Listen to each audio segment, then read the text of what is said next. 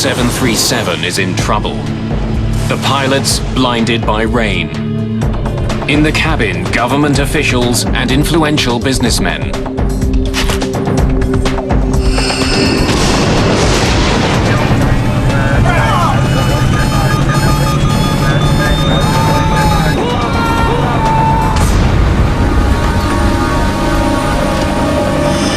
The crash of IFO-21 shocks the world. Did a final act of war bring the plane down? The White House demands answers. This was no ordinary flight, but a military jet carrying American politicians. When the investigation is over, the Air Force itself is held responsible.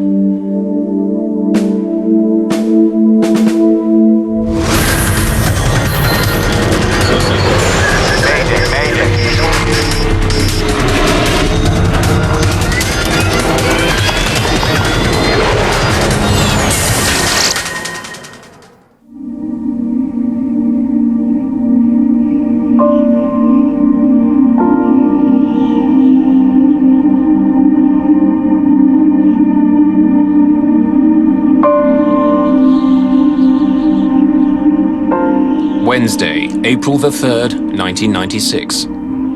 A raw spring day near the city of Dubrovnik, Croatia. Rain pelts the runway at the city's airport.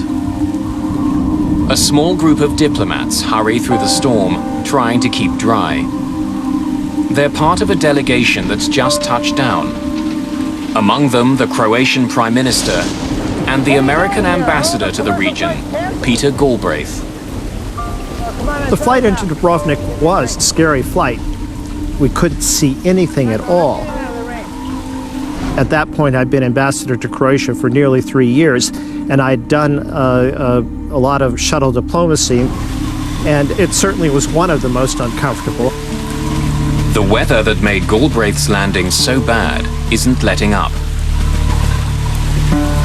In fact, commercial flights into Dubrovnik have been cancelled. But the ambassador and the others aren't waiting for a commercial flight. They're here to greet IFO-21, a US Air Force jet on a delicate mission. The plane is a specially designed 737. The Air Force has a small fleet of these jets to transport high-profile guests around the world. The cabin has everything needed to do business and politics 10,000 meters in the sky. Today, the cabin is filled with what the military call DVs, Distinguished Visitors. This group is led by United States Secretary of Commerce, Ron Brown. Ron Brown was a very smooth, capable individual. He was a Washington insider. And he had all the skills that go with that.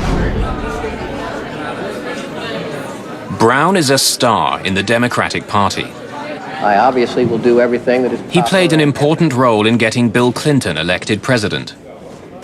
Under Clinton, Brown was appointed the first African-American Commerce Secretary in the country's history. The United States companies that are here today are eager to engage in dialogue with government and business leaders, and more importantly, to do business. Today, that job has taken Brown to one of the most troubled areas in the world.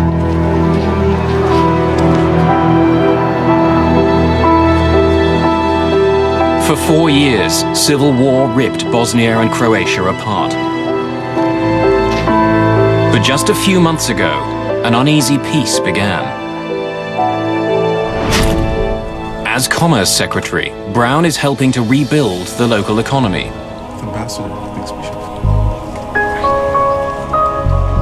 The philosophy behind it was that the peace would not be durable unless there was economic progress in the region, that was really critical to the peace.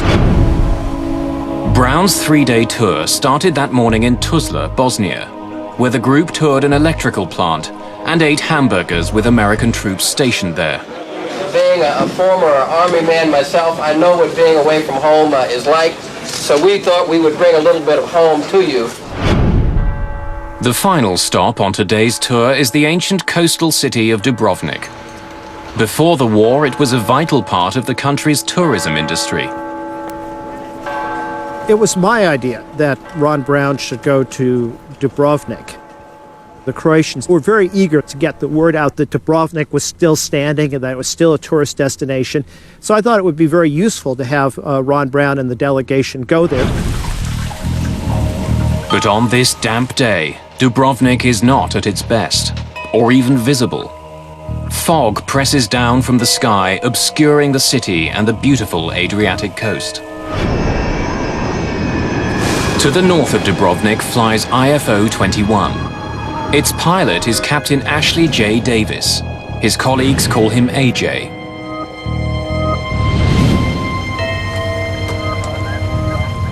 Departure, IFO 21.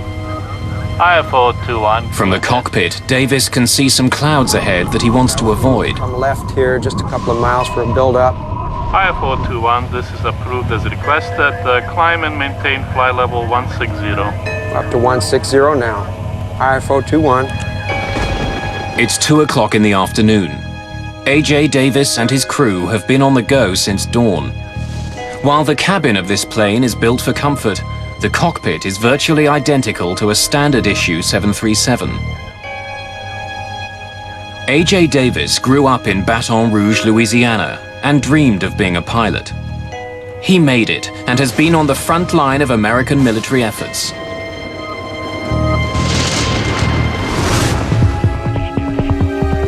In the past, he flew mid-air refuelers high above the Persian Gulf. But now he pilots diplomats and other officials from around the world. It means a lot of traveling and a lot of time away from his wife and 2 children at Ramstein, an American base in Germany. According to the Air Force ranks, Shelley Kelly is a technical sergeant. Today on IFO 21, her main job is to make sure the passengers have everything they need.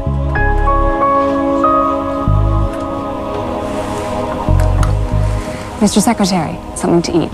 No, thank you. I was wondering how our time's The looking. diplomats are expecting to arrive in Dubrovnik by mid-afternoon, but they've been running late all day. I can check to find out for sure if you'd like. Yeah, thank you. Early would be good.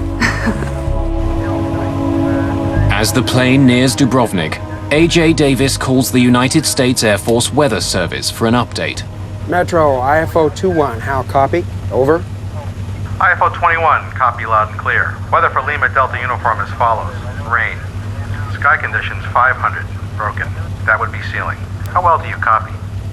Metro, IFO 21, copies. Yeah, we've been in it all day. Are you expecting any changes in the weather? Pretty much continued rain, over. Copy. Rain. Thanks for your help. So, let's see the sights of Dubrovnik. Only 4 months after a peace treaty was signed, the skies over this part of the world aren't guaranteed to be friendly. Planes are still required to fly in certain highly restricted lanes. While he's aware that there are flight restrictions, Davis has never flown in this part of the world before. As he nears the Croatian border, he gets an unexpected warning. IFO 21, this is Magic 51. Magic is the call sign for the peacekeeping airborne early warning aircraft that watches air corridors like a traffic cop. Be advised, you're leaving an approved corridor. Please reroute immediately. Davis isn't off course. He's flying the exact route he had planned. But without knowing it, Davis and his plane are flying out of approved airspace. They're flying into potentially dangerous territory. You're leaving an approved corridor. Reroute. Roger, Magic. Our error. Rerouting now to proper corridor. Over. The second time today. The approved corridors do change, and Davis and his crew should have been informed. To stay on an approved course, Davis will have to swing out to the west. It's an embarrassing situation that's going to cost them time. Shelley, AJ, we've been directed to reroute. We'll be arriving about 15 minutes late at Dubrovnik. Apologies to all back there.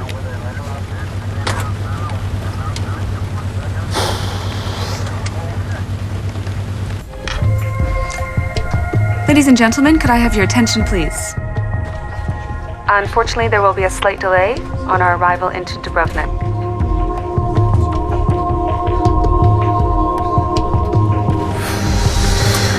DVs aren't going to be happy at all. The weather ahead will probably slow us down even more. Outside his plane, the heavy rain continues to crash down. Flying toward an unfamiliar airport with a cabin full of businessmen and diplomats, Davis has a difficult task ahead. What happens to this plane and its passengers over the next several hours will capture the attention of the world.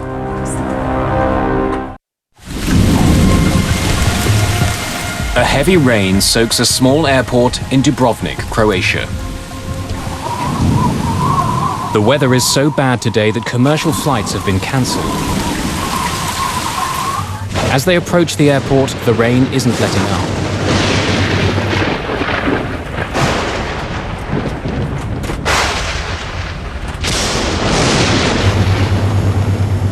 But the crew is dealing with more than just bad weather. The recent civil war has taken a heavy toll on Dubrovnik's airport. It had been closed for several years and is waiting for a new landing system. The airport was totally trashed by the Serbs who had taken over the airport during the '91 war. They really went out of their way for the destruction. They destroyed the instrument landing system. The new one was on order.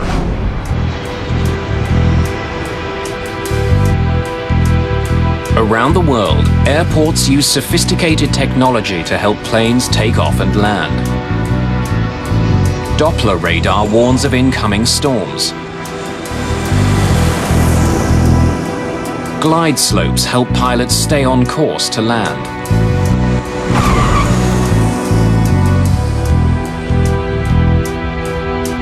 The devastated Dubrovnik airport has none of that. It doesn't even have radar to see the planes that are coming in for landing. Instead, the airport is using so-called non-directional beacons to guide planes towards the runway. In the aviation world, it's ancient technology. There are many non-directional beacons used in the United States and throughout the world, but they're an older navigational aid, and in fact, they were on the way out. The system in Dubrovnik has 2 beacons on the ground, which send out signals to the plane. When the crew receives the signals, they consult their charts and follow the course that will take them to the airport. The crew of IFO 21 is still waiting to hear the first signal when they get a call from the ground. 9A CRO to IFO 21. IFO 21, I read you, 9A CRO, over. Another plane, this one carrying Ambassador Galbraith, had touched down earlier in Dubrovnik. The pilot of that plane is an experienced flyer who's very familiar with the area. He wants to let the crew know what to expect. IFO 21, we landed about an hour ago. The weather was at minimum. Adjusting the wording to split if you have to execute the missed approach. Over. Roger, 9A CRO, we read you. Out. Diverting wouldn't be welcome news for the members of the trade delegation. The pressures to get the passengers to scheduled news conferences and other activities were probably pretty high.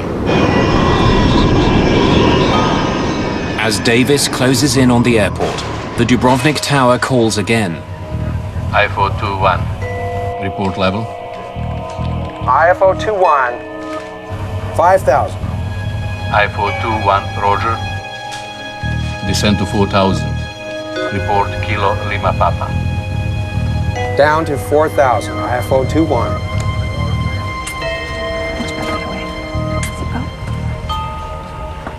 Sir. Flying above the storm, the crew finally hears the radio signal from the first beacon. AH, at Kilo Lima Papa, we're tracking outbound at 119 degrees. 119 confirmed.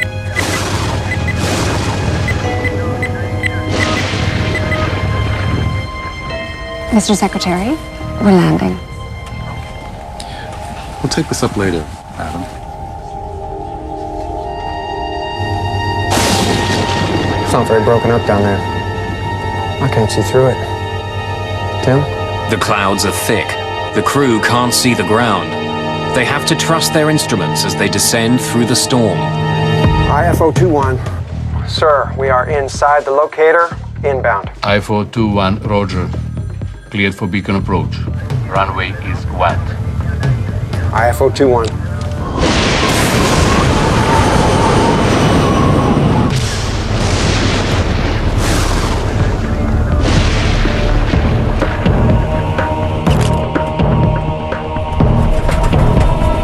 A.J. Davis flies blind through heavy rain and cloud cover.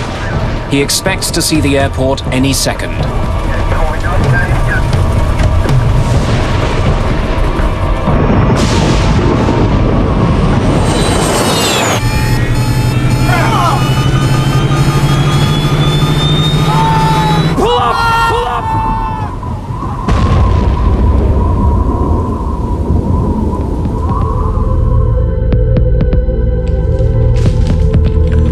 IFO-21, do you read? Just before 3 o'clock in the afternoon, Dubrovnik Tower loses all contact with IFO-21. IFO-21, Dubrovnik approach, do you read? IFO-21, do you read? Without approach radar to track the plane, controllers have no idea where it is. Perhaps the plane has diverted to another airport. IFO-21, do you read? But as the minutes stretch on with no word from the American plane, local controllers are taking no chances. Initiate emergency procedures. Near the end of our shift, we heard about the possibility of a missing plane. We didn't know who was on the plane. We had no details about the flight. For situations like this, there is a certain procedure, and we just waited for more information. Peter Galbraith is waiting at the airport with Croatia's Prime Minister.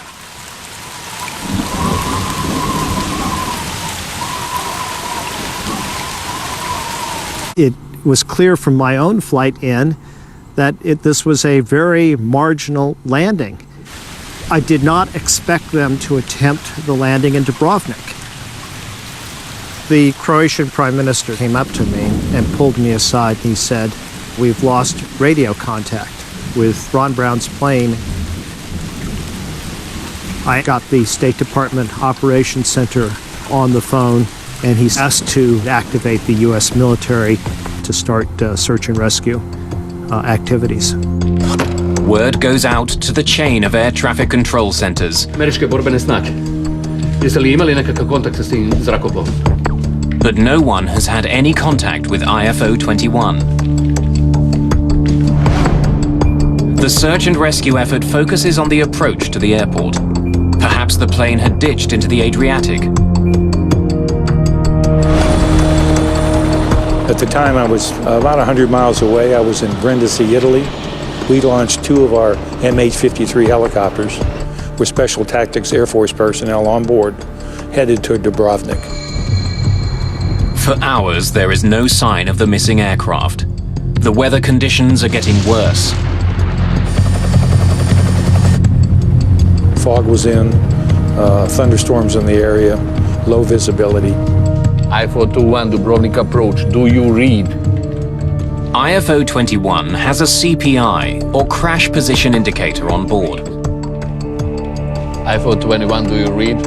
If the plane went down, the CPI should be sending out an ultra-high frequency signal. IFO-21. But the Dubrovnik airport, as well as lacking radar, does not have the equipment to pick up the signal. IFO-21, Dubrovnik approach, do you read? IFO-21, do you read? IFO 21, do you read? As the hours pass, poor visibility frustrates the searchers. They arrived off the coast and they were over water looking for the crash.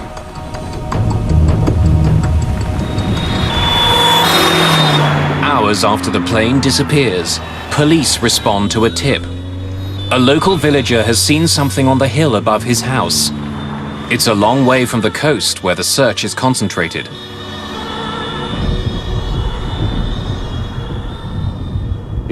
We went up with 2 vehicles to check the mountains. The weather was extremely horrible.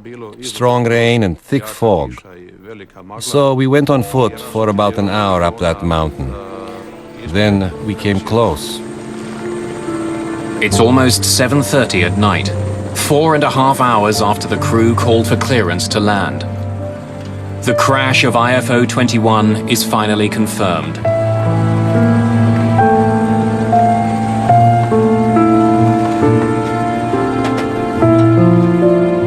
The news races from Dubrovnik to America. The crash site has been reached by Croatian police, and I've just received word that there's also a Croatian doctor on the scene. The tail section is the only substantial piece of IFO 21 that's left.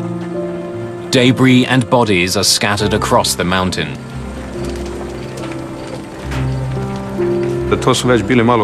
These were hard moments as we were walking over the boulders, not knowing if we're going to step on someone's body.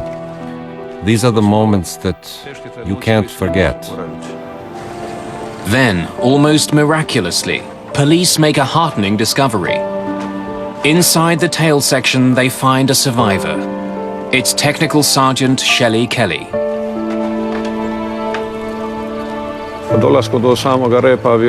As we arrived at the tail section, one policeman went inside and found the body of a stewardess, and he tried to help.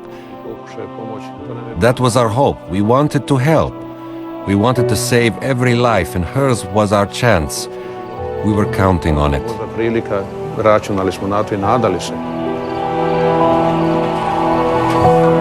In the darkness, they realize that Kelly needs immediate medical attention if she's going to survive. When I realized that there was no one to help, I radioed the police central station in Dubrovnik and got them the location of the crash site. By then, it was completely dark.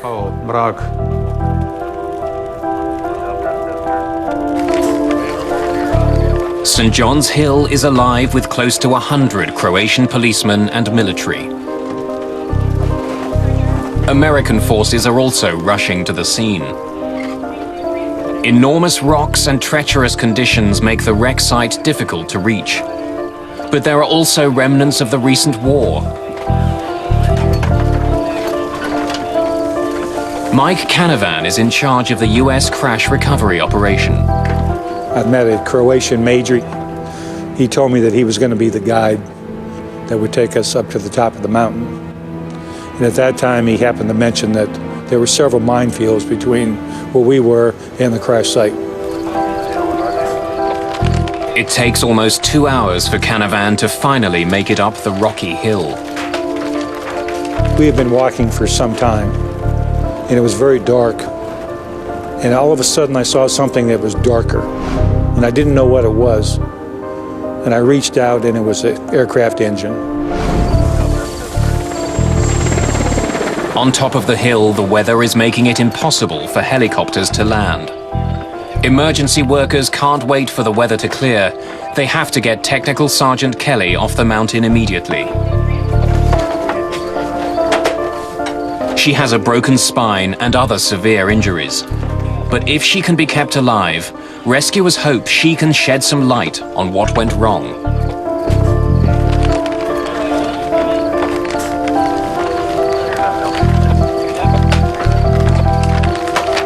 With Kelly off the mountain, the search for other survivors continues.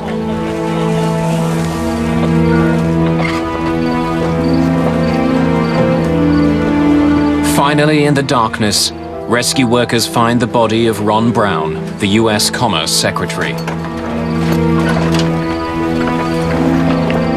In fact, as rescuers continue to comb the hillside, all they find are bodies. A.J. Davis and the rest of the crew were probably killed instantly. All the other members of the trade delegation are also killed.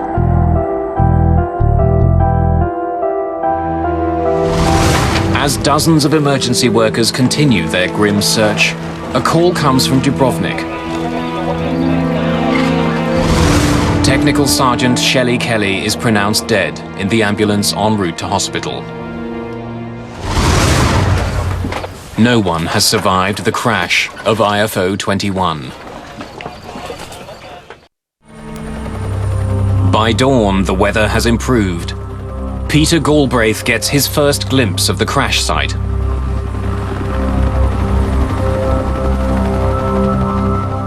We walked up the mountain. The weather was somewhat better. And near the top, there was the fuselage of the plane, rear part of it, and debris all over the place. And then on the other side of the ridge were the bodies. There's nothing in the world that compares to a plane crash. The one thing that my folks did on the mountain and then down in Dubrovnik is they did this with dignity and respect. And I thought it was done exceptionally well.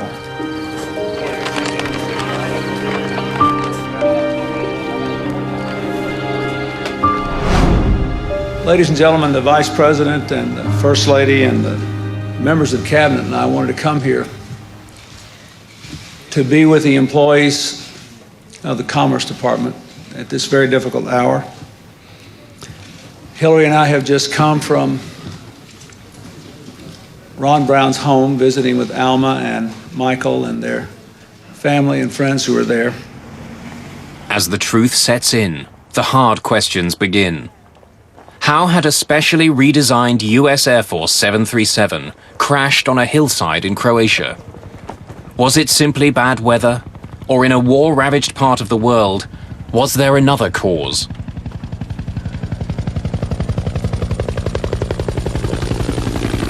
Purpose of the accident investigation team, I can guarantee you that they will be extremely thorough in their analysis in trying to determine the causes of this accident. Because of the high-profile nature of the passengers, rumors begin swirling immediately. Howard Swansea is one of dozens of experts assigned to the team. In every accident, there's always a lot of speculation. In this particular case, you had a high-ranking U.S. government official. And so by the time we had even got to the crash site, there was just quite a bit of media attention around it. There were fragments, pieces of aircraft miles away from the wreckage. So my idea was to get as much information or collect as much artifacts or physical evidence as I could. Right from the start, the investigation team is at a disadvantage. They discover that there's no cockpit voice recorder or flight data recorder on the plane. What's standard for passenger jets is not required in the Air Force. I had assumed that the Air Force and these VIP flights had higher safety standards than commercial flights. And so I was really shocked to learn that the standards were generally lower than those for commercial aviation. Without the standard tools, investigators can't afford to overlook anything. The wreck is almost 3 kilometers from the airport. How did a trained crew get so far off course?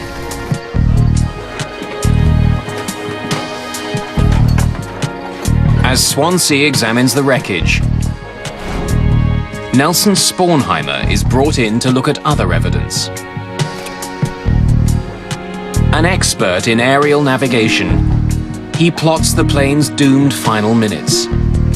To trace the last moments of the flight, he turns to the sky and the US Air Force radar plane, which had been patrolling the region. IFO 21, this is Magic 51. Be advised, you're leaving an approved corridor. Please reroute immediately. Rerouting now to proper corridor. Over. Apart from heading out of approved airspace, Spornheimer finds nothing unusual about the plane's flight until the end. The radar track that I was given was from an AWACS aircraft and showed that the en route portions of the flight from about 100 miles prior to the airport were entirely nominal. The last segment of the flight, however, beginning 20 kilometers from the airport, is different. On their final approach, the plane begins to head off course.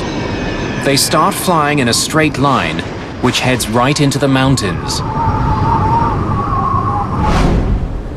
My initial look at the flight track of the aircraft showed a 7-degree bearing error in the final segment of the approach.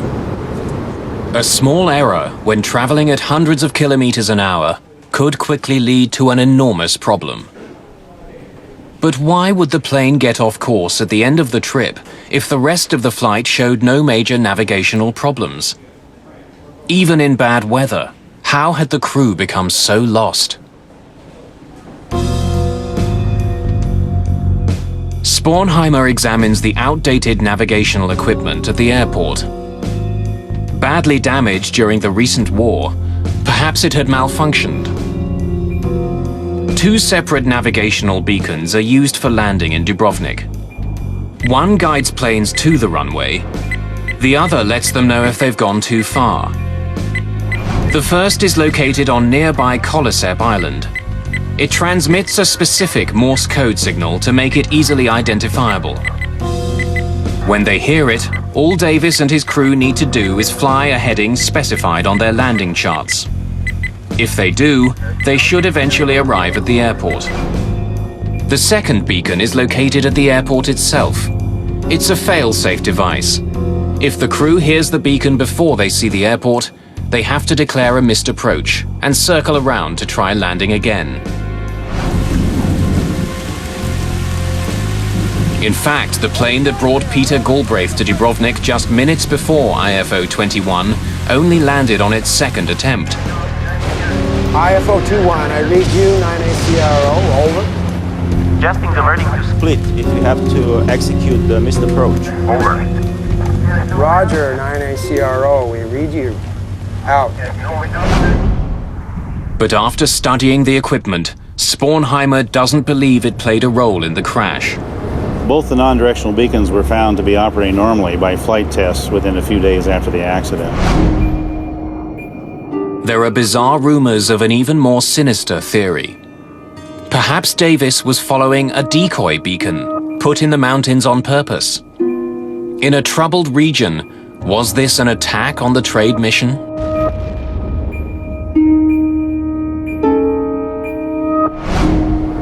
To get a signal that is strong enough to be heard, you have to have a very large ground system, which is difficult to establish in rocky, sandy soil.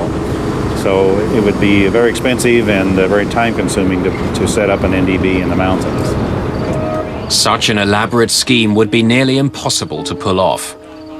No evidence is ever found of a decoy beacon. The investigation continues.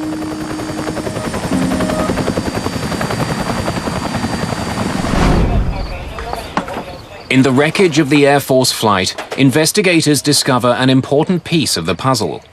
The plane's ADF, or Automatic Direction Finder, is recovered.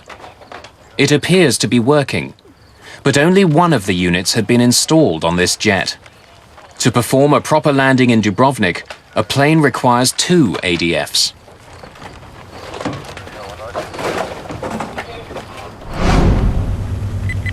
The device listens to the signals put out by the land-based beacons, but it can only listen to one at a time. We're still not past it. I'm tuned back to KLP. Flying with 1 ADF, the crew can listen to either the beacon which is telling them how to get to the airport, or the beacon which is telling them they've gone too far. They can't do both at the same time. That would have required 2 ADF receivers in the aircraft, which the accident aircraft had only 1. and only having one ADF restricted their ability to follow the approach accurately. I got CV. We're still not past it. I'm tuning back to KLP. By quickly tuning back and forth between the two beacons, the crew can use one ADF to listen to two signals. But it would have added stress to an already difficult landing. And it's another surprise. The Air Force jet wasn't adequately equipped to land at this airport. You're talking in a very short time span of making the approach. It's going to become rather difficult in trying to dial both to keep listening to the code if you're also trying to search for your course and headings. As he continues to study the path that IFO 21 took, Nelson Spornheimer focuses on an S-shaped curve in the plane's flight. It's the sort of path a plane would take when looking for a signal from a non-directional beacon. But just when the crew should be looking for the beacon signal, the S-turns disappear. At about 2 or 3 miles inside the final approach fix, for the next 7 or 8, 9 miles, the flight track is perfectly straight. Instead of trusting the navigational system that was in place, even though it was primitive, the crew suddenly seems to give up. And Spornheimer thinks he knows why. Fighting heavy rain and hampered by a single direction finder, Spornheimer believes the crew resorted to another, even older piece of technology to find the runway, something called INS, or Inertial Navigation System. An INS system uses gyroscopes to maintain an awareness of how much the airplane turns and banks. After entering a specific geographical position at the beginning of a flight, an inertial navigation system tracks all the turns a plane makes. It's a self-contained system on the aircraft. But there is a potentially enormous problem. If the gyroscopes don't perfectly calculate every single maneuver of the plane, a pilot can be off course.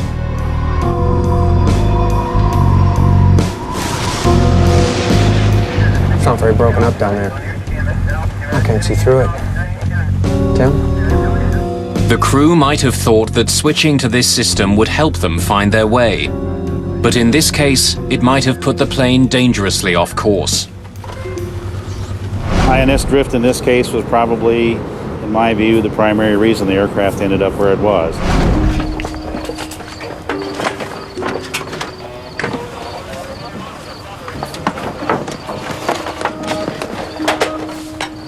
Investigator Howard Swansea examines the Jeppson approach chart the crew was using as they attempted to land. Hampered by poor visibility and relying on the inertial navigation system, their charts would have been a key aid.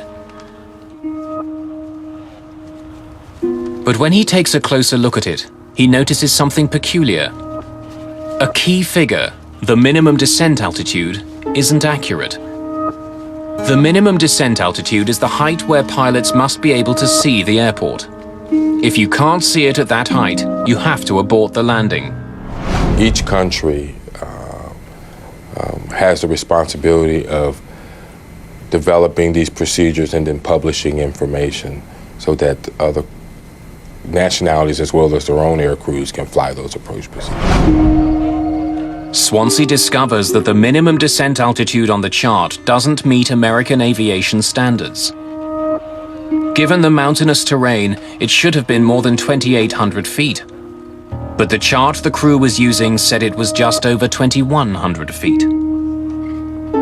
It means that the crew could have flown almost 700 feet lower than experts in the US thought was safe without having to abort the landing.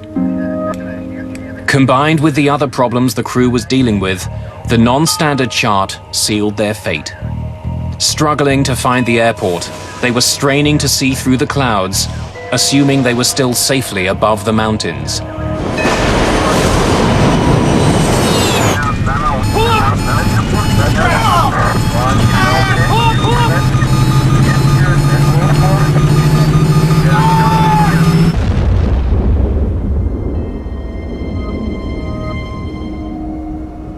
But why wasn't an Air Force jet properly equipped to land in Dubrovnik? And why didn't the crew have the right landing charts that would have made even a difficult flight safer?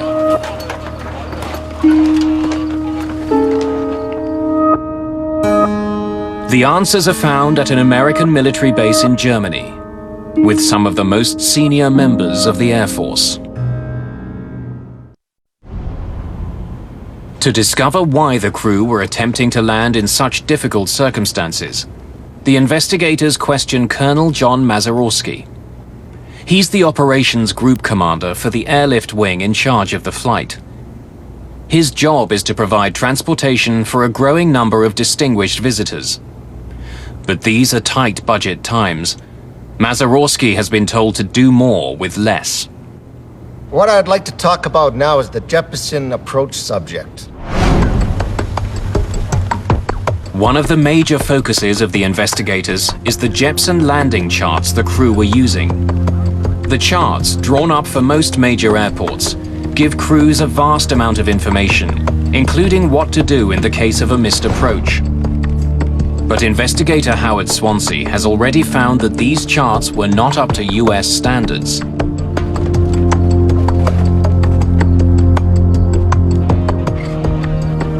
The Air Force had a directive that required all procedures in foreign countries to have gone through a US or their evaluation process prior to an Air Force crew being able to fly that approach. Landing at the Dubrovnik airport had not been approved. The Jeppesen landing charts that did exist for the airport had not been reviewed. It's the reason that Howard Swansea found a difference between what the charts said and what was considered safe by the Defense Department.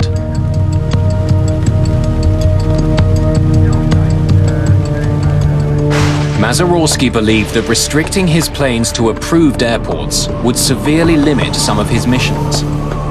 It takes time to check all the airports out. He had asked for the review to be waived for some airports, including Dubrovnik. This Jeppesen approach waiver, what caused you to initiate this? It just seemed like we had been using these approaches for years. Safety didn't seem to be in question. But the Defense Department waiver was never granted. The approach for Dubrovnik was never approved. Yet even without the safety clearance, the Air Force continued to land there. IFO 21, level 100.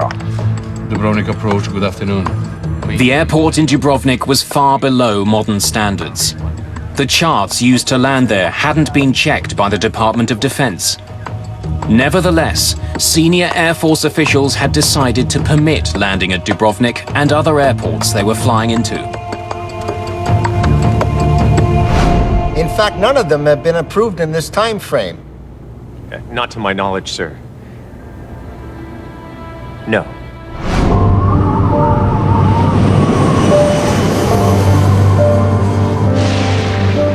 In the end, a fatal combination of factors had come together to cause the crash of IFO 21. Dubrovnik approach, IFO 21, level 100. Dubrovnik approach, good afternoon. Maintain 10,000 feet for beacon approach. Runway 12. IFO 21. The crew were fighting bad weather. They were landing in an unfamiliar airport, which was hobbled by old technology. The unapproved charts made a bad situation much worse.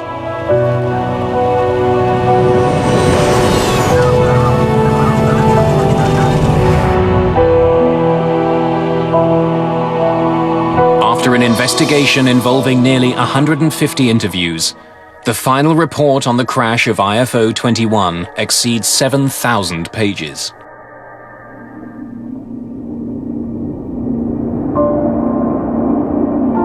How much of the weeping we have done this last week because there were so many brilliant young people on that plane with him from different backgrounds and different racial groups. Why? Because Ron Brown could see in them the promise of a new tomorrow.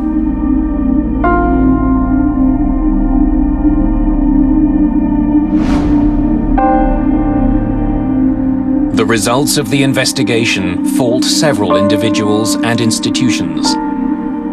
Dubrovnik Airport is singled out for an improperly designed instrument approach procedure. Today, automatic direction finders are no longer needed to land at Dubrovnik. The airport has replaced its approach equipment with the instrument landing system which was being delivered at the time of the accident. I got CV. The final report says A.J. Davis and his cockpit crew are responsible for flight errors. And, like a bullet piercing the heart of Air Force operations, leading military figures are blamed for a failure of command. In the aftermath of the report, 2 senior members of the Air Force are relieved of their posts. The Air Force severely reprimands Colonel John Mazurowski for dereliction of duty. He is demoted and eventually retires as a major. 13 other officers are also singled out for their roles in connection with the crash. The Air Force also changed the way it did business. All military aircraft were ordered to carry flight data recorders and cockpit voice recorders. No aircraft is allowed to fly into an airport without approval from the Department of Defense, not even for high-ranking diplomats. IFO 21. Sir, we are inside the locator, inbound. IFO 21, roger. Cleared for beacon approach. Runway is wet. IFO 21.